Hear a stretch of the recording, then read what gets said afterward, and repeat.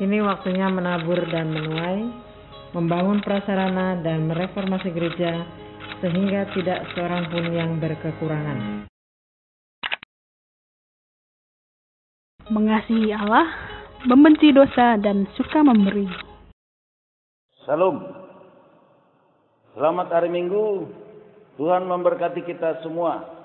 Kita doakan agar kita selalu sehat, selalu bisa beraktivitas, bisa bekerja, dan bisa melayani Tuhan.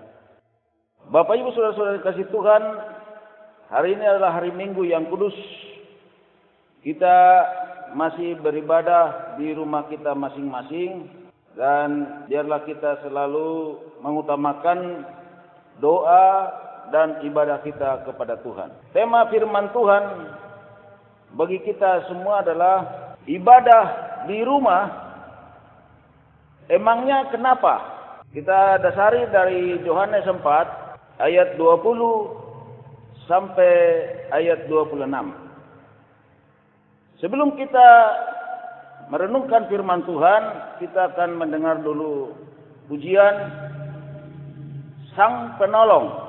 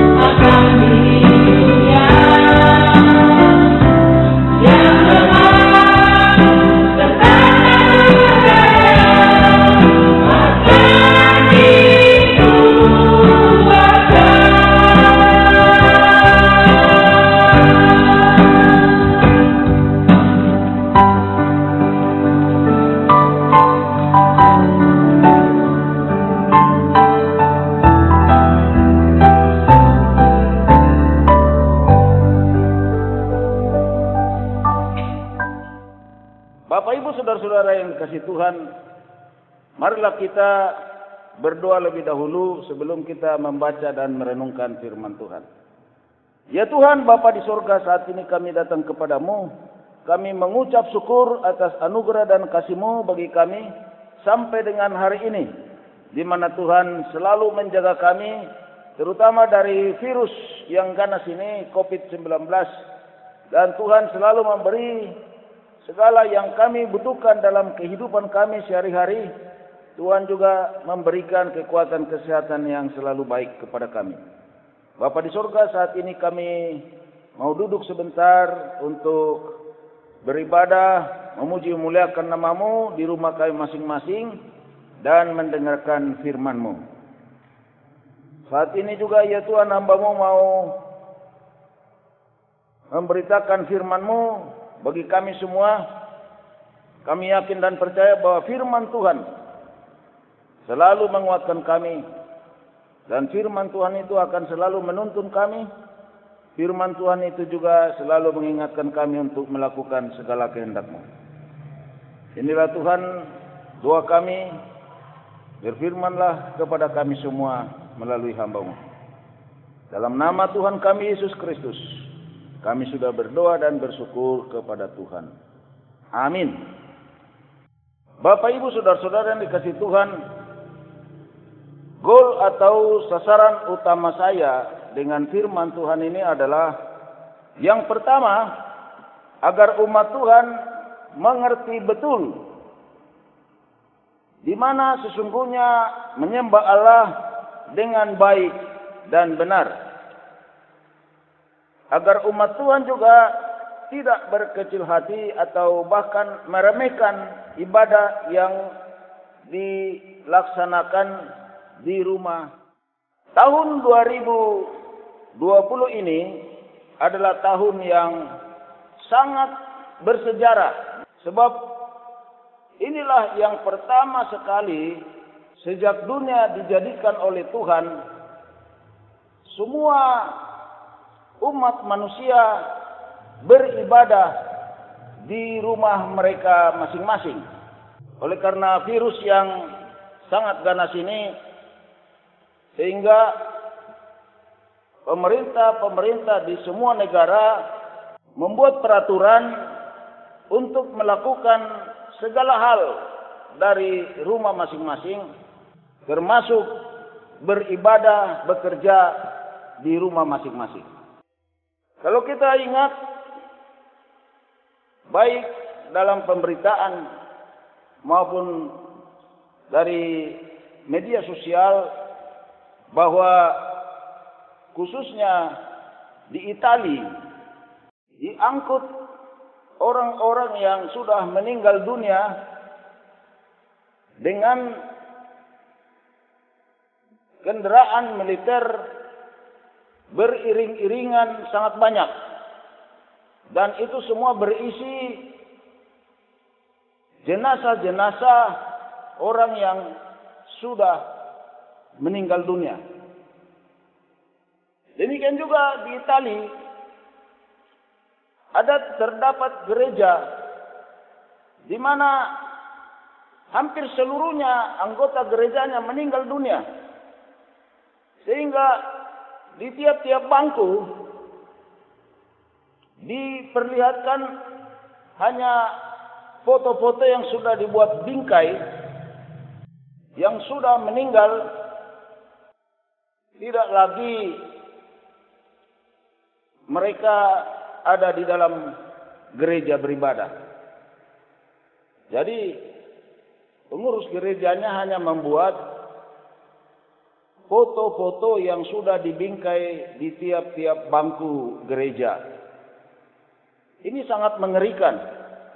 Demikian juga beberapa negara juga pada waktu itu, antara bulan Februari sampai bulan April, bahwa banyak jenazah-jenazah di pinggir jalan.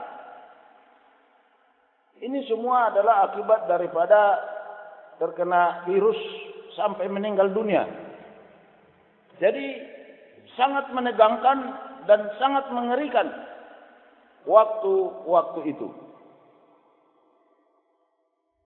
Bapak Ibu saudara-saudara kasih Tuhan, di Indonesia juga dibuat peraturan oleh pemerintah kita, PSBB namanya, yaitu melakukan segala hal di rumah masing-masing. Nah itulah kalau kita melihat bahwa pemerintah kita ingin supaya masyarakat Indonesia ini jangan sampai tertular dengan virus ini. Namun oleh karena masih tetap banyak yang tertular dan banyak yang meninggal dunia, maka pemerintah kita melakukan pembatasan sosial berskala besar. Ada berita terbaru di bulan September ini bahwa pemerintah di daerah khusus ibu kota Jakarta ini, tempat-tempat untuk menampung orang yang terkena virus dalam pengertian OTG, orang tanpa gejala. Itu istilah yang dibuat di awal adanya penanganan dari gugus tugas COVID-19 di Indonesia ini. Sekarang sudah dirubah namanya. Tapi waktu itu terkenal dengan pengertian OTG atau orang tanpa gejala. Sekarang ini sudah penuh tempat-tempat penampungan OTG, terutama yang ada di Wisma Atlet di Kemayoran.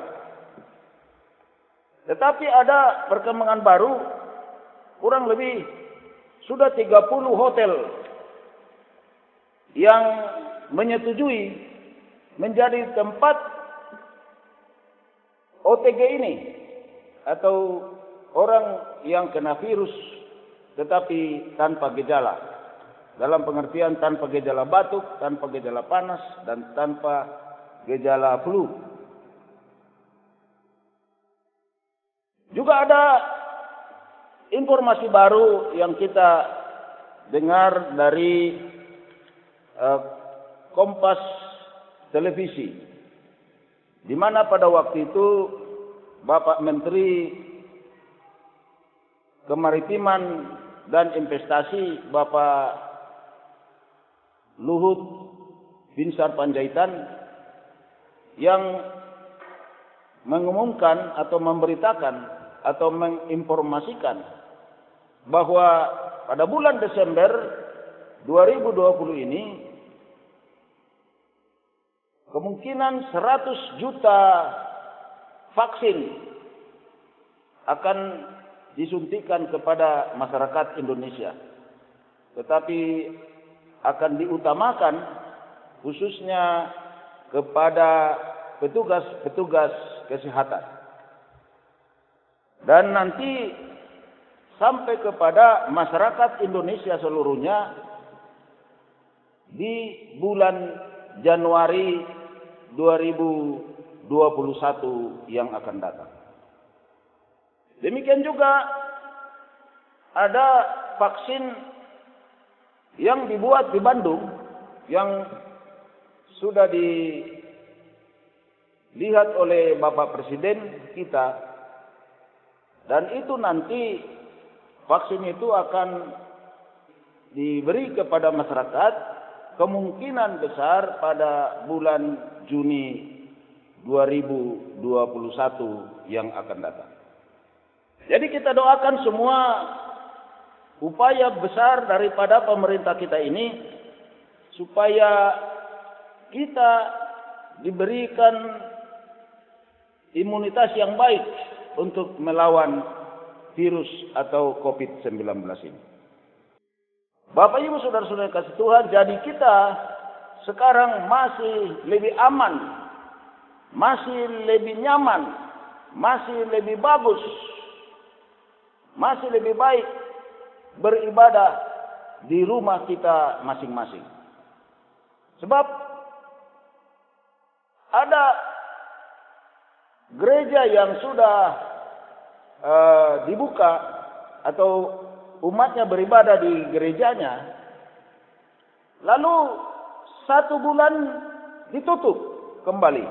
Oleh karena ada di antara anggota gereja atau pendetanya atau pastornya, misalnya Katolik, dalam pengertian pendeta atau pastornya, itu ditutup karena ada yang kena COVID-19 ini. Memang sudah ada kembali yang sudah dibuka. Tetapi begitulah kalau kita lihat, ada yang sudah dibuka, kemudian 1 bulan, 1,5 bulan, atau 2 bulan berikutnya kembali ditutup karena ada anggota gereja itu, baik anggota atau pendeta, yang kena COVID. Hal beribadah di rumah kita masing-masing ini menjadi suatu pergumulan saya, bagaimana kita menghargainya, bagaimana kita tidak menyepelekannya.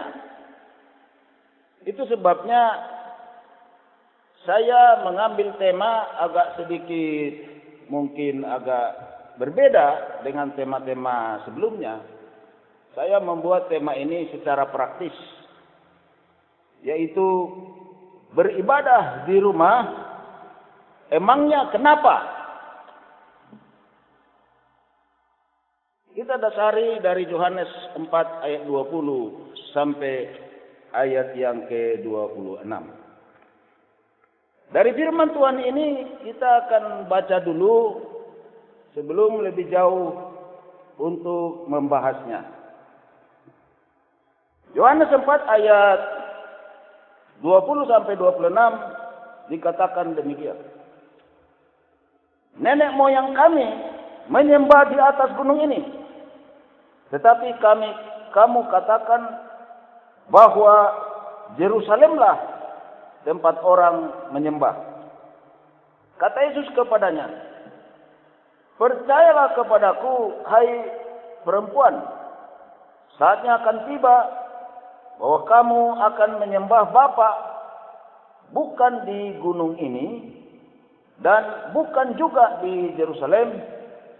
Kamu menyembah apa yang tidak kamu kenal, kami menyembah apa yang kami kenal, sebab keselamatan datang dari bangsa Yahudi.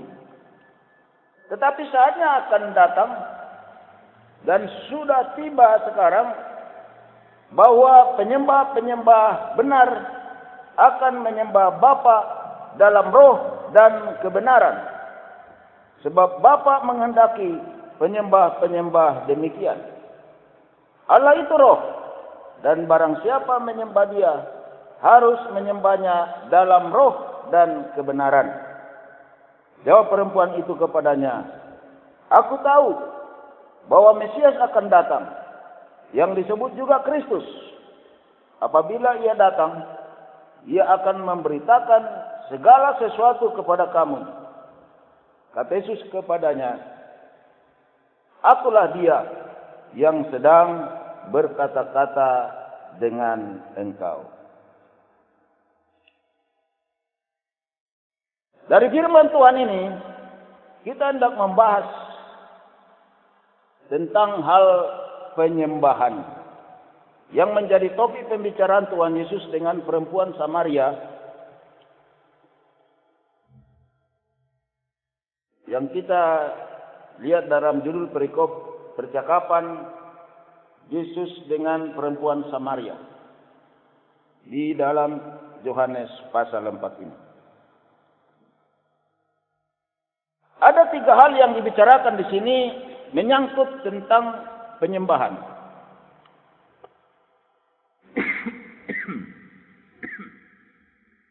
Yang pertama yaitu tempat penyembahan. Seperti yang dikatakan dalam ayat 20 sampai 21 tadi. Perempuan Samaria ini tiba-tiba mengalihkan pembicaraan dari pembicaraan Tuhan Yesus dengan dia tentang suaminya yang sudah 5 orang. kepada hal penyembahan. Perempuan ini menerangkan bahwa mereka atau sebagai orang Samaria, mereka menyembah di gunung ini. Maksudnya di gunung ini, kalau kita menelusuri sumber-sumber dari tafsiran, adalah di Gunung Gerisim. Sebab orang Samaria, mereka mempusatkan penyembahan mereka di Gunung Gerisim.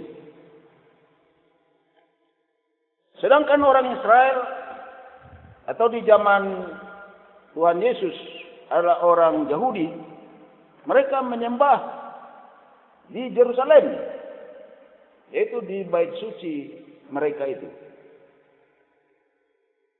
Tetapi Yesus berkata bahwa saatnya akan tiba, dalam pengertian bukan waktu Yesus berbicara dengan perempuan Samaria itu, tetapi nanti saatnya akan datang, di waktu yang akan datang,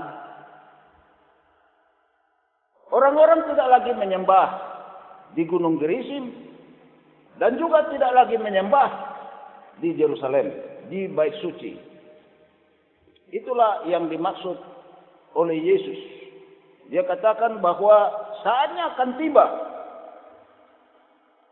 menyembah Bapa tidak lagi di Gunung Gerisim dan juga tidak lagi di Yerusalem. Mengapa?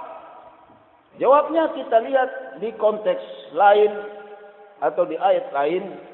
Kita coba membaca Markus pasal 13 ayat 1 sampai dengan ayat yang kedua. Markus 13 ayat 1 sampai 2 dikatakan, ketika Yesus keluar dari bait Allah, seorang muridnya berkata kepadanya, "Guru, lihatlah betapa kokohnya batu-batu itu dan betapa megahnya gedung-gedung ini." Maksud saya, betapa megahnya gedung-gedung itu. Lalu Yesus berkata kepadanya, "Kau lihat gedung-gedung yang hebat ini? Tidak satu batu pun yang akan dibiarkan terletak di atas batu yang lain. Semuanya akan diruntuhkan."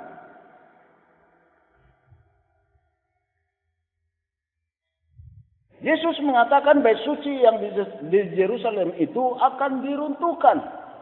Dan tidak ada satu batu pun nanti akan terletak di atasnya.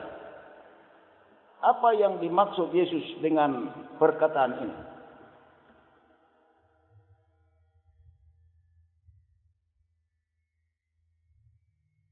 Kalau kita mau menelusuri sejarah dari pembangunan bait suci atau bait Allah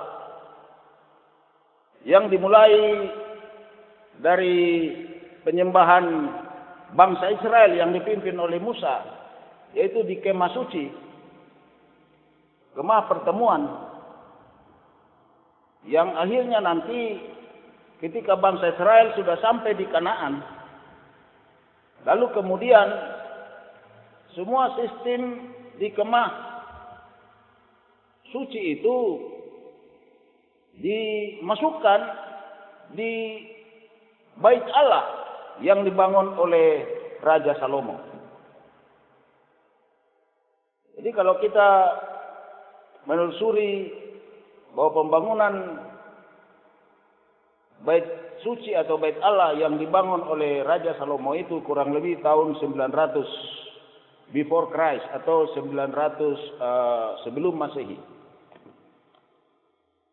Itu semua dibangun dengan sangat indah.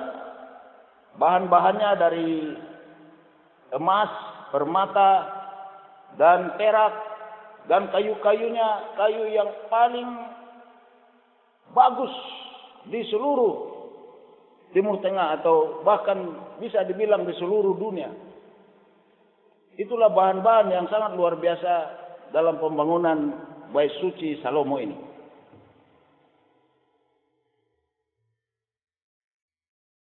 Namun kalau kita memperhatikan bahwa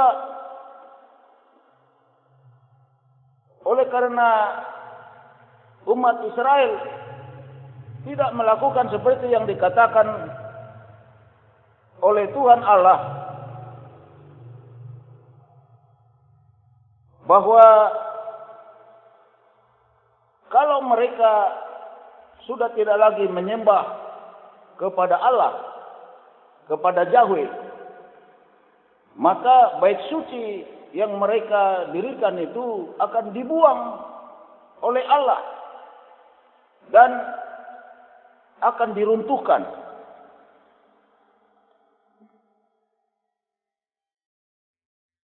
Jadi itulah yang kita lihat di dalam pernyataan Tuhan dari satu Raja-Raja pasal yang ke-9 ayat 1 sampai 9. Tetapi kita tidak membaca seluruhnya. Saya akan membaca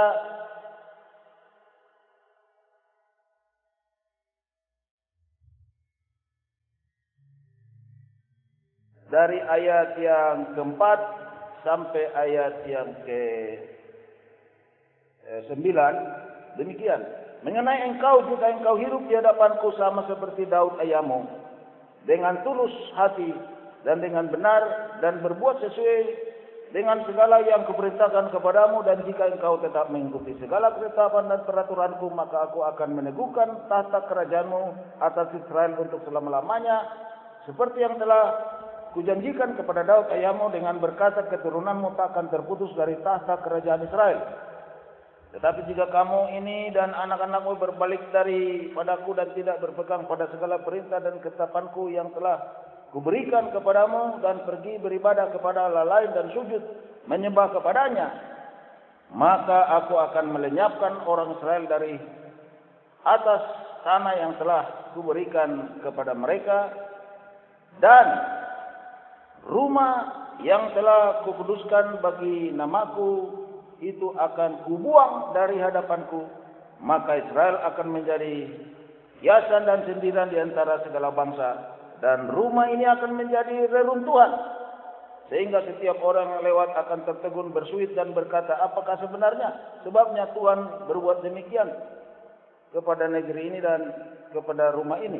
Maka orang akan berkata, sebab mereka meninggalkan Tuhan Allah mereka yang membawa nenek moyang mereka keluar dari tanah Mesir, dan sebab mereka berpegang pada Allah lain dan sujud menyembah kepadanya dan beribadah kepadanya. Itulah sebabnya Tuhan mendatangkan segala malapetaka ini ke atas mereka. Jadi kalau kita perhatikan bahwa hal itu terjadi ketika Nebukadnezar, Raja Babel itu menaklukkan bangsa ini, umat Tuhan ini, sehingga mereka dibuang ke Babel, dan mereka dibuang selama 70 tahun. Di samping mereka dibawa oleh Nebukadnezar, Nebukadnezar juga menghancurkan bait Allah yang dibangun oleh Raja Salomo ini. Kemudian sesudah genap 70 tahun, Ezra pulang ke Yerusalem dan membangun kembali bait suci ini. Kemudian disusul oleh Nehemia. Jadi bisa dikatakan Ezra dan Nehemia lah yang membangun kembali bait suci yang sudah diruntuhkan oleh Nebukadnezar, dan bait suci yang dibangun oleh Ezra dan Nehemia ini memang tidak seindah, tidak sekokoh dari yang dibangun oleh Raja Salomo. Itu yang kita lihat di dalam Ezra 1 ayat 3 sampai 4. Coba kita membaca dulu sedikit Esra 1 ayat 3 sampai 4.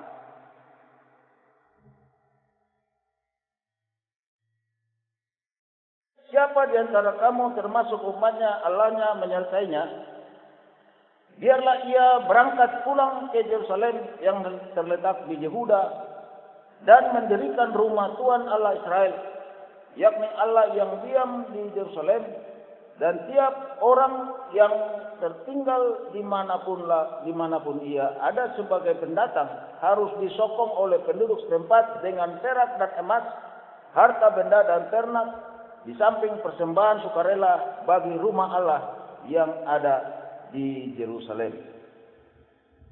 Jadi atas perintah Raja Kores dari negeri Persia yang berkuasa pada waktu itu, Esra disuruh kembali bersama dengan yang membantunya untuk membangun bait suci di tempat yang sama yang dibangun oleh Raja Salomo. Jadi kalau kita memperhatikan bahwa inilah bait suci yang kedua sesudah bait suci pertama yang dibangun oleh Raja Salomo ini. Dan mereka membangun bait suci ini dari tahun 520 sampai dengan tahun 516 sebelum Masehi.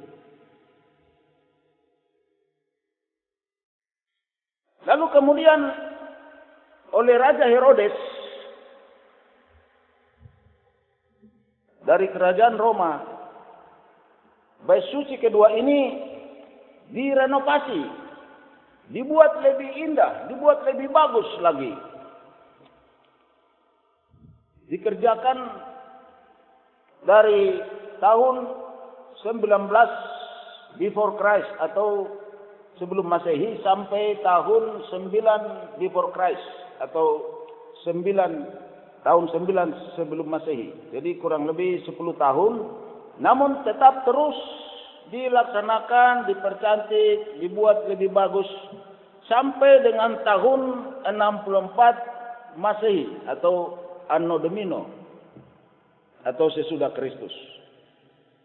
Jadi bait suci kedua yang sudah direnovasi oleh Raja Herodes inilah yang dimasuki Tuhan Yesus dengan murid-muridnya ketika murid-muridnya itu membanggakan bahwa bait suci itu kokoh, kuat. Tetapi Yesus mengatakan bahwa nanti tidak satu pun batu yang akan ada di sana. Semua akan dirubuhkan. Dan satu batu pun tidak ada. Itu yang kita baca tadi Markus 13 ayat 1 sampai 2. Lalu kemudian itu terwujud di tahun 70 Anno Domini atau sesudah Kristus. Di mana Jenderal Titus membakar dan menghancurkan bait suci itu. Lalu kemudian karena bait suci Salomo sampai kepada bait suci yang didirikan oleh Esra dan Nehemia itu, bait suci kedua yang direnovasi oleh Herodes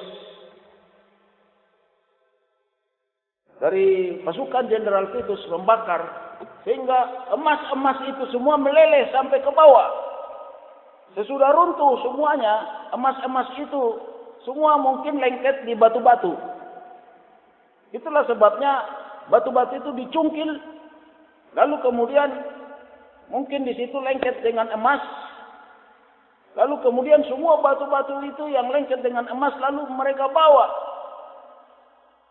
Mungkin di tempat di mana mereka pusat kerajaannya, mereka baru menggaruk-garuk emas yang ada di batu-batu itu. Itulah sebabnya Tuhan Yesus berkata bahwa tidak ada satu batu pun yang akan terletak di area atau di lokasi bait suci yang ketika murid-murid Tuhan Yesus membanggakan, begitu kokohnya, begitu hebatnya, begitu indahnya bait suci, dan mereka katakan itu kepada Yesus. Dan Yesus berkata, itu akan diruntuhkan dan kemudian tidak satu pun batu yang dibiarkan terletak di situ. Nah, itulah sebabnya ketika Jenderal Titus membakar dan mengambil semua batu-batu itu, mungkin karena ada emas lengket dengan batu-batu itu, sehingga satu batu pun tidak ada. Jadi apa yang dikatakan oleh Tuhan Yesus 70 tahun sebelumnya itu terwujud di zaman Jenderal Titus yang datang dengan pasukannya membakar dan menghancurkan bait suci Herodes ini. Bapak Ibu saudara-saudara yang dikasihi Tuhan, tempat penyembahan umat Tuhan dari kemah suci Musa, bait suci Salomo, bait suci kedua, yaitu bait suci yang dibangun Ezra dan Nehemia, akhirnya lenyap dan tidak ada lagi sampai sekarang ini. Bapak Ibu saudara-saudara kasih Tuhan, tahukah bahwa di tempat yang sama, di tempat bait suci yang dibangun Salomo itu, dan kemudian di tempat yang sama ketika orang buangan pulang di zaman Ezra dibangun lagi bait suci itu, lalu kemudian akhirnya sudah berpindah tangan, bukan lagi orang Yahudi di zaman Yesus atau sisa daripada bangsa Israel yang memiliki daerah atau lokasi bait suci itu.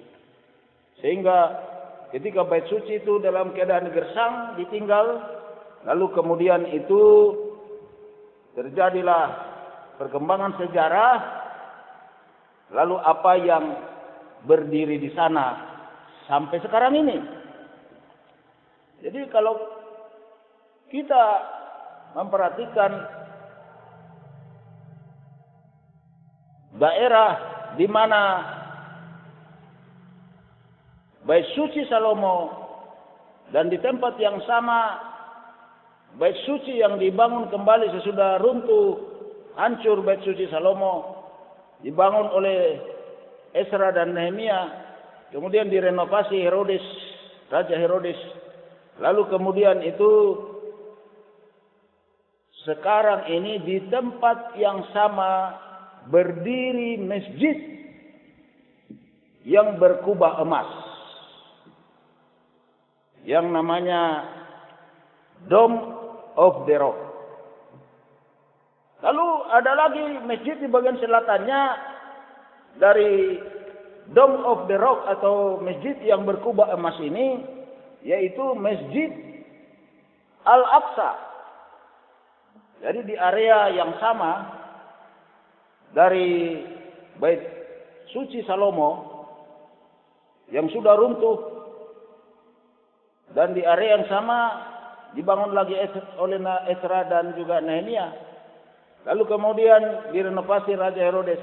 Semua itu sudah lenyap. Nah, sekarang ini tidak ada lagi bait suci di sana, versi bait suci Israel atau Yahudi, tetapi sudah menjadi area masjid yang berkubah emas dan Masjid Al-Aqsa. Sedangkan sisa ada satu tembok yang tersisa dari bait suci yang dibangun Ezra dan Nehemia ini, ada satu tembok yang sampai sekarang ini disebut tembok ratapan.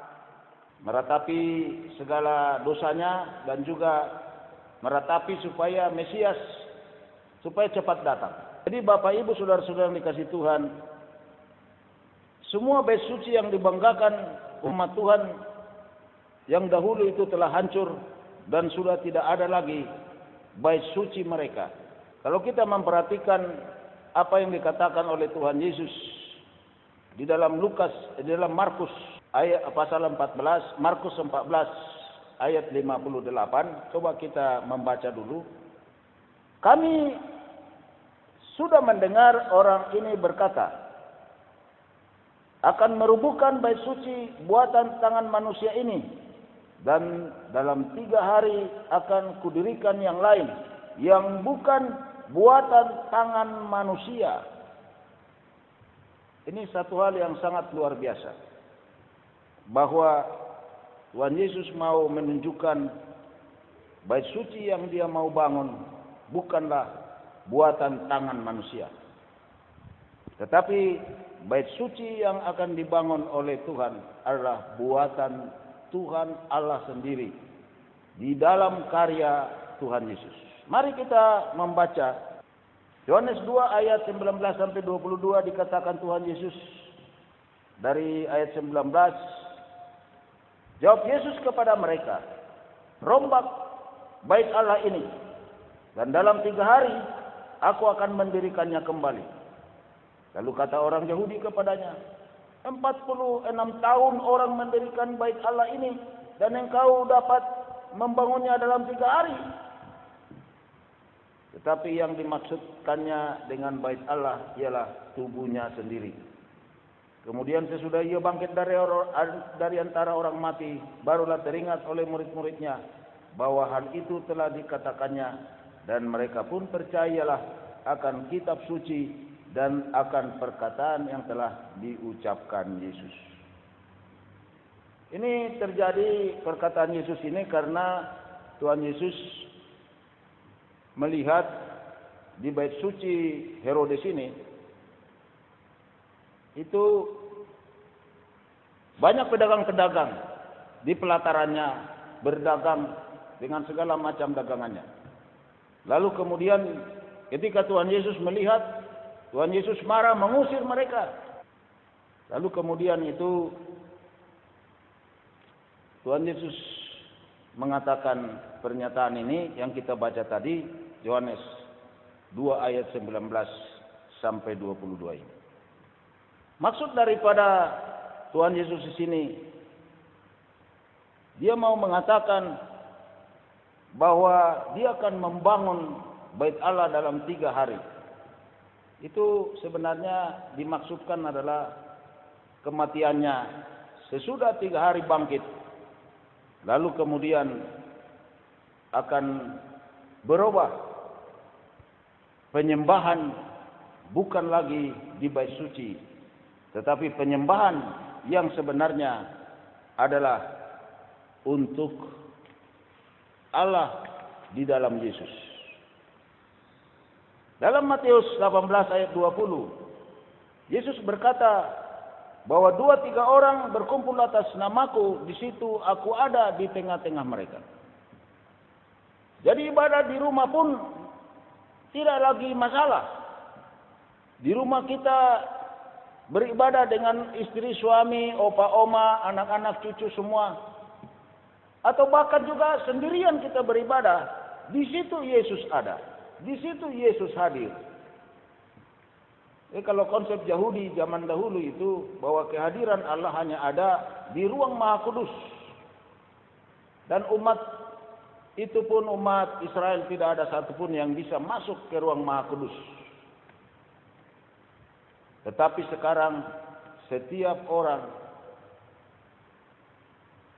bisa langsung bertemu dengan Yesus, bertemu dengan Allah di dalam ibadah mereka masing-masing. Hal yang kedua yang harus kita soroti dari firman Tuhan ini adalah siapa yang harus disembah. Dalam Yohanes 4 ayat 21 sampai 23, yang kita sembah yaitu Bapa yang dikatakan oleh Yesus atau Allah. Yesus berkata bahwa dialah Mesias yang diharapkan datang oleh orang Samaria atau perempuan Samaria. Bahkan juga perempuan Samaria dikatakan kami mengharapkan Mesias akan datang. Jadi orang Samaria pun mengharapkan Mesias agar cepat datang ke dalam kehidupan ini.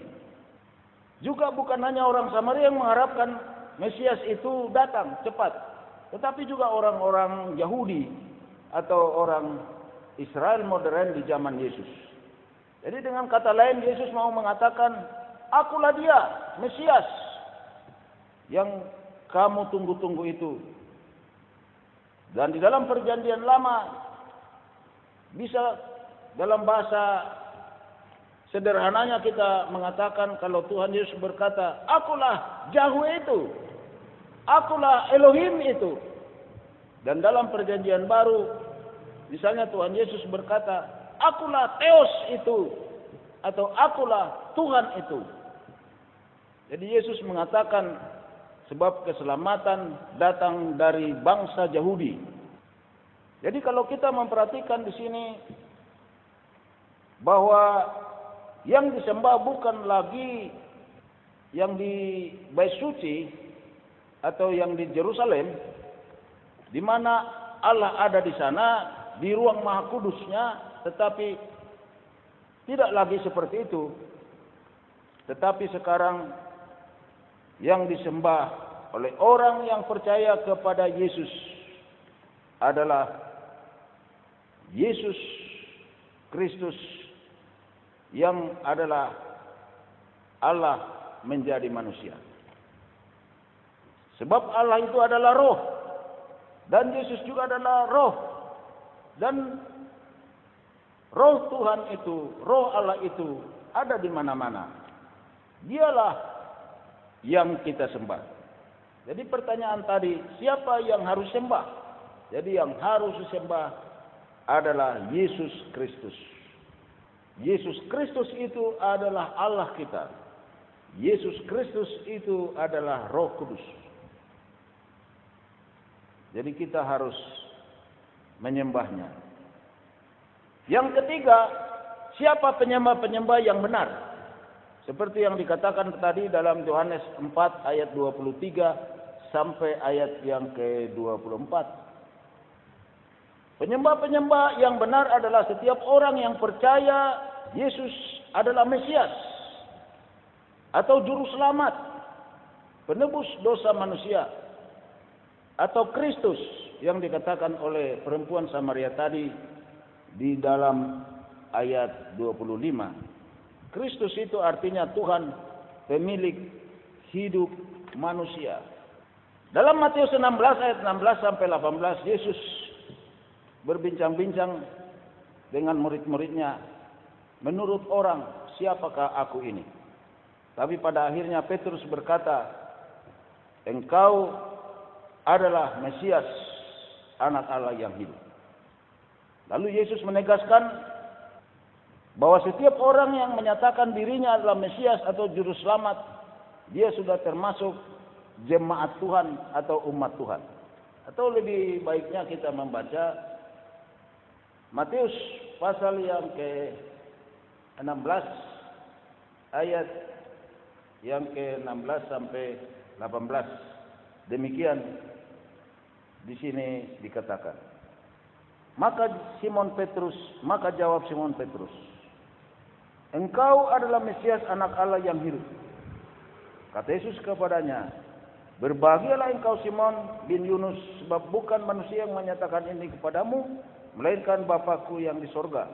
Dan aku pun berkata kepadamu, engkau adalah Petrus, dan di atas batu karang ini aku akan mendirikan jemaat-Ku, dan alam maut tidak akan menguasainya. Jadi kalau kita memperhatikan di sini bahwa orang-orang yang percaya itulah sebagai jemaat Tuhan, sebagai tubuh Kristus yang selalu menyembah Dia. Di dalam 1 Korintus 3 ayat yang ke-16 dikatakan di sana, 1 Korintus pasal 3 ayat yang ke-16,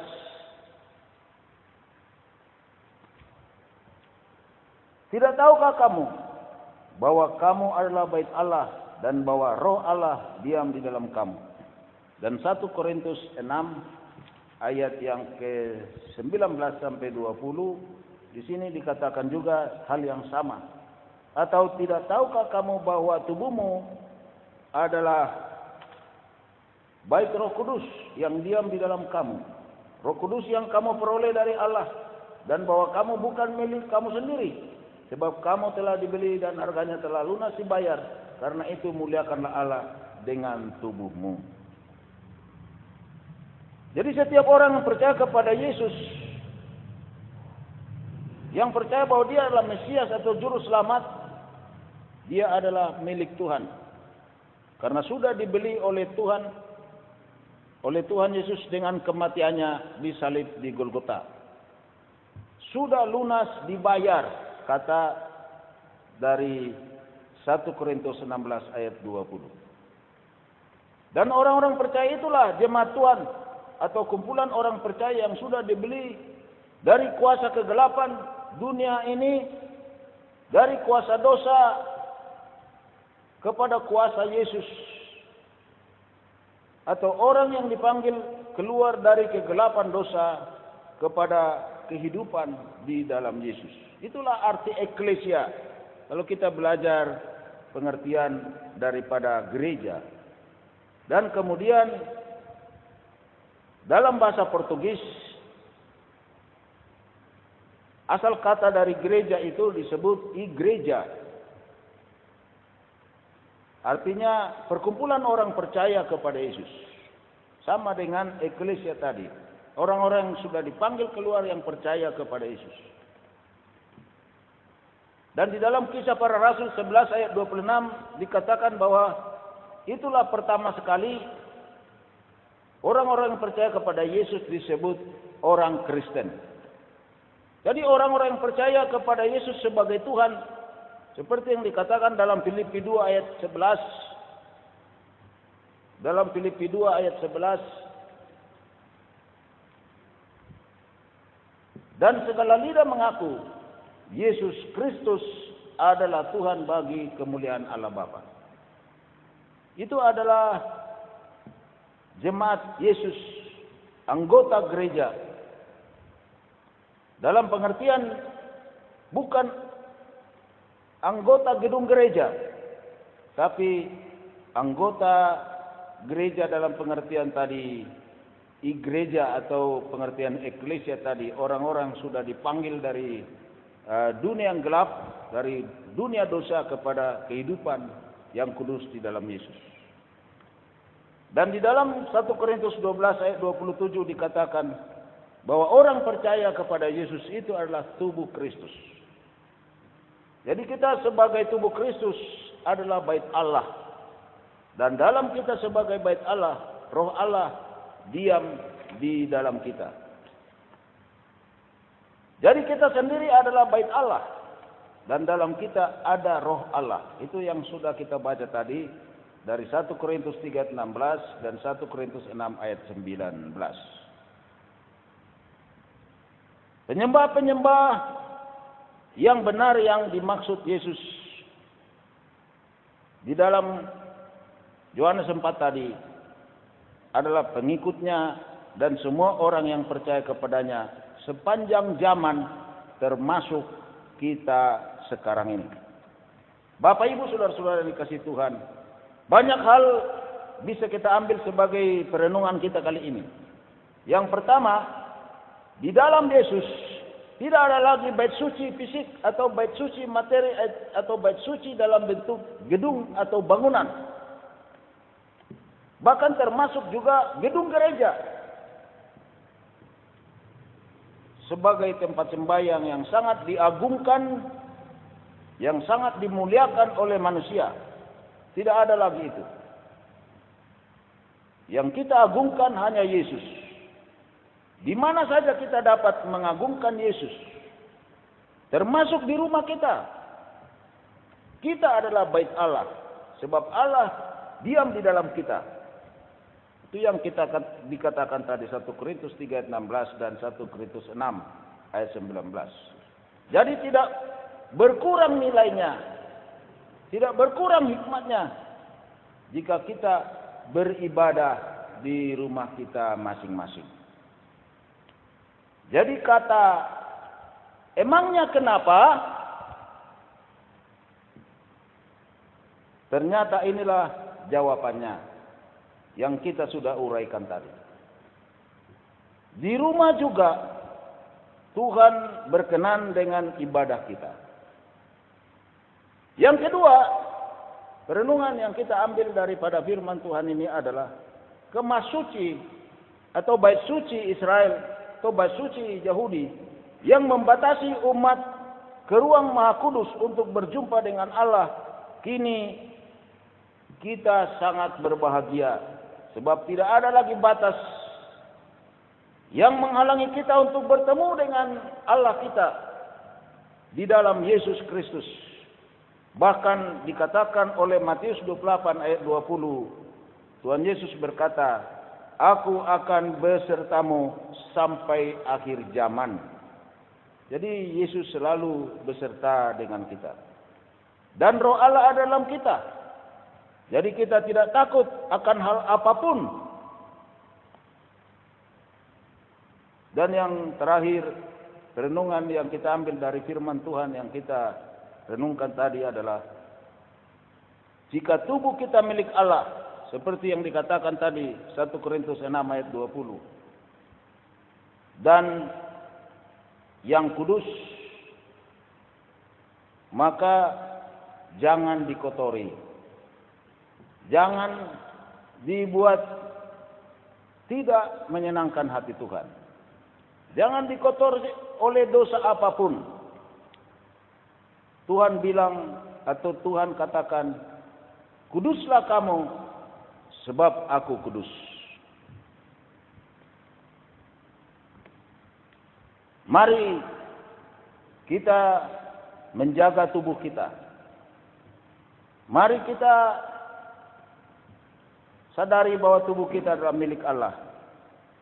Mari kita persembahkan tubuh kita kepada Tuhan dengan menyenangkan hati Tuhan dari segala perbuatan-perbuatan, perkataan dan segala tingkah laku kita serta penyembahan kita kepada Tuhan. Tuhan memberkati kita semua. Amin. Mari kita berdoa. Bapa di surga, kami sudah merenungkan firman-Mu. Biarlah kami menyadari bahwa dimanapun kami beribadah, tidak ada lagi yang menghalangi kami untuk bertemu dengan Allah kami, bertemu dengan Tuhan Yesus, bertemu di dalam Roh Kudus. Tuhan memberkati kami semua. Berkatilah supaya kami menghargai ibadah kami yang kami lakukan di rumah kami masing-masing.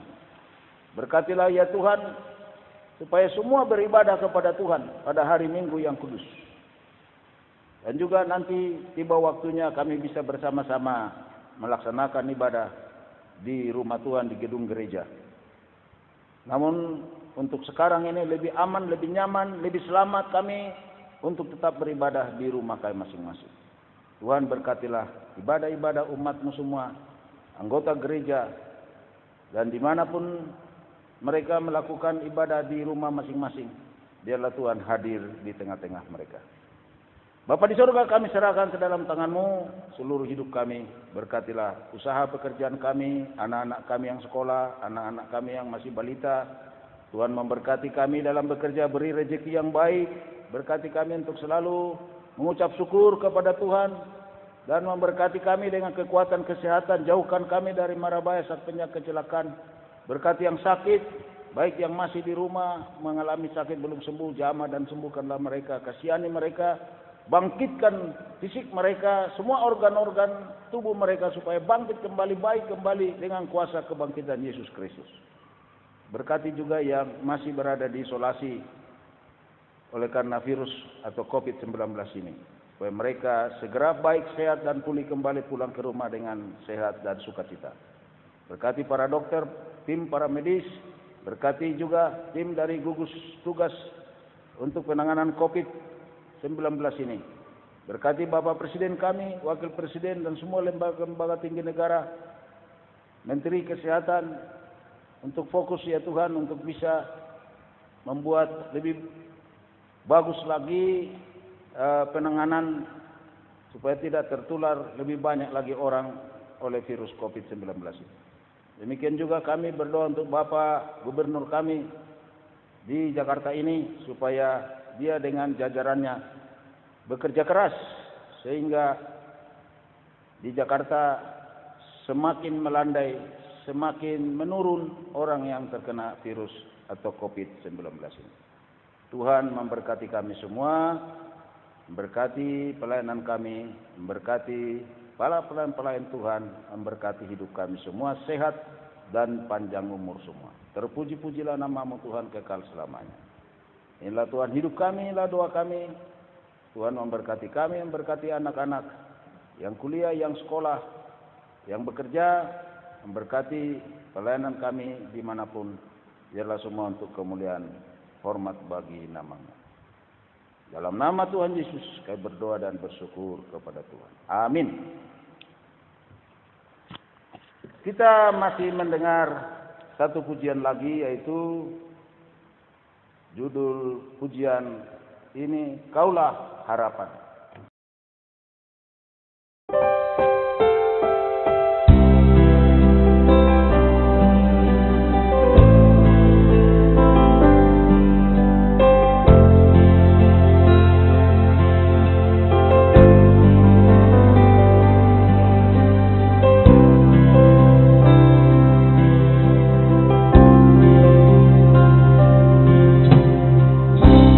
Dengan berdoa